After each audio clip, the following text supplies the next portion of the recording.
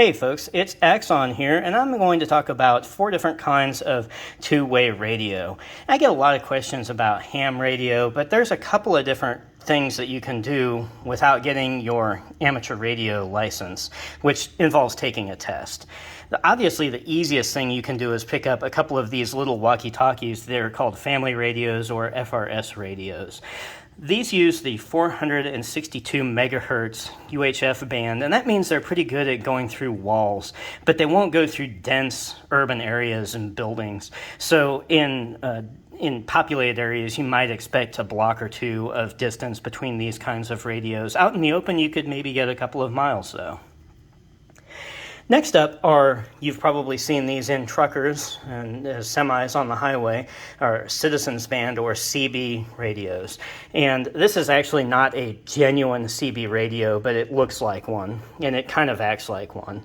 And this is a handheld version of the same. And these two radios can only legally operate at 4 watts, which isn't a whole lot. They also operate on AM instead of FM. The audio quality sounds different. It's maybe a little more staticky.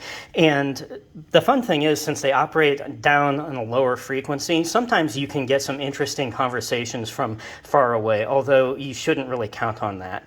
On the open road, you might expect a couple of miles of distance between these to work.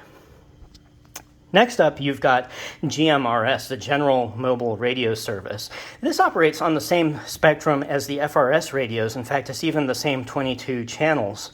And this looks a lot like a typical FRS radio, except it's a little beefier, right?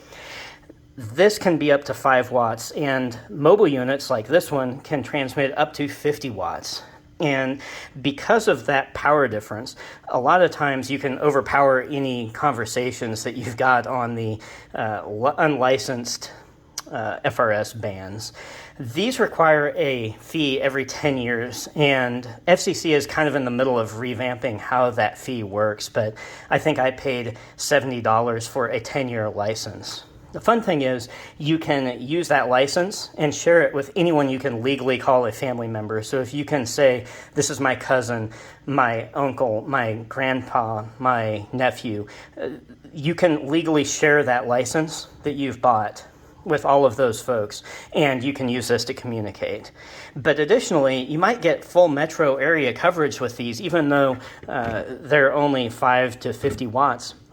Because folks can set up repeaters, and that is a raised tower site with an antenna on it that retransmits what you send. So anyone who is in the range of that antenna site can probably hear and respond to you. So these are kind of an attractive option. For just a few bucks a year, you get a lot of benefits from whole metro area coverage, potentially, depending on where you're living.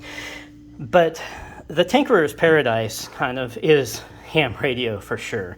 And a lot of people start with these handheld walkie-talkies, and most of these operate on the 145 megahertz and or 440 some megahertz frequencies.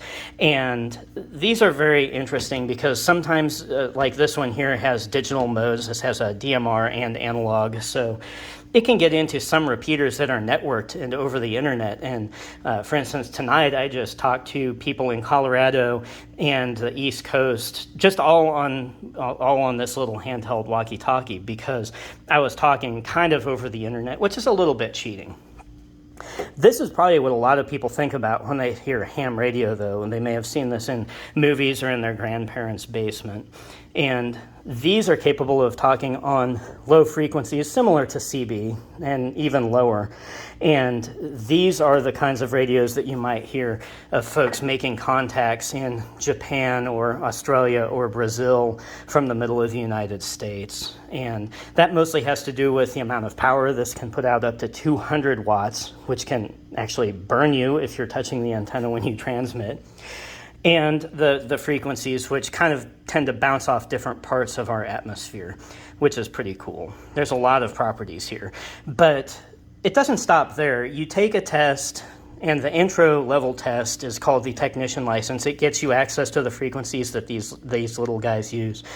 And then the second level test is called general, and it gives you access to pretty much most of what this radio is capable of doing.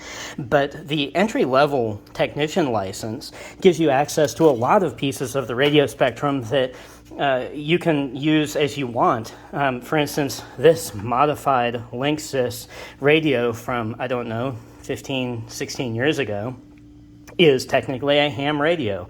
It's operating outside of the normal 2.4 gigahertz frequencies that it came with, and it's got some modifications made to it, obviously. And this is just one of the things we can do, and this is actually set up as a mesh router for a data network that uses ham radio frequencies. So there's a lot of experimentation and a lot of different opportunities to play with things if you're into the radio frequency tinkering. Anyhow, if you've got questions about any of this, hit me up in DM, and I'm going to go ahead and in the link in my bio in the MOTD section on the top, I'll put a couple of links out there for how you can figure out how to study for the tests, and a couple of different links to just the different kinds of radios that I've talked about here. That's all I got tonight, folks. Thanks.